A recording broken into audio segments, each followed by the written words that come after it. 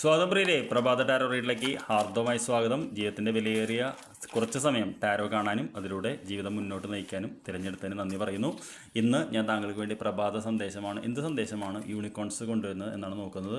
രണ്ട് സന്ദേശങ്ങളാണ് നമുക്ക് എടുക്കേണ്ട കാര്യമുള്ളൂ. ഇത് നമ്മൾ അറിയണമെന്ന് പ്രപഞ്ചമെന്ന് ആഗ്രഹിക്കുന്നു. ആദ്യത്തെ കാർഡ് നമുക്ക് എന്താണെന്ന് നോക്കാം. തീർച്ചയായിട്ടും പേഴ്സ്പെക്റ്റീവ് എന്ന് പറയുന്ന കാർഡാണ്. അതായത് നമ്മുടെ അവസ്ഥ എന്ന് പറയുന്നത് ഇതാണ്. നമ്മളെ ആളുകൾ പലതിനും വെല്ലുവിളിക്കുന്നു. നമ്മളിങ്ങനെ പോരാടിയാണ് ജീവിക്കുന്നത്. സത്യം പറഞ്ഞാൽ നമ്മളൊരു മുകളിലത്തെ ആംഗിളിൽ കുറേ കാലം കഴിഞ്ഞ് നമ്മൾ നോക്കുമ്പോൾ ഈ അനാവശ്യമായിട്ടുള്ള വഴക്കുകളൊന്നും കൊണ്ടൊരു കാര്യം ഉണ്ടായിരുന്നില്ല. അതൊന്നും നമ്മൾ ജീവിതത്തിൽ ഓർക്കാനേ പോകുന്നില്ല.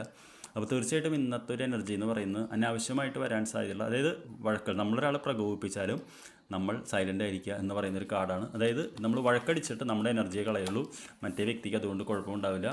രണ്ടാമത്തെ കാർഡ് എന്ന് പറയുന്നത് ഇൻവിസിബിലിറ്റി എന്ന് പറയുന്ന കാർഡാണ്. അതായത് ഇൻവിസിബിലിറ്റി എന്ന് പറഞ്ഞു കഴിഞ്ഞാൽ തീർച്ചയായിട്ടും കുറച്ച് നമ്മൾ ഈ കാർഡ് ഒരിക്കലും എൻ്റെ റീഡിങ്ങിൽ കണ്ടിട്ടുണ്ടാവില്ല. ഇത് ആദ്യമായിട്ടാണ് ഈ വരുന്നത്.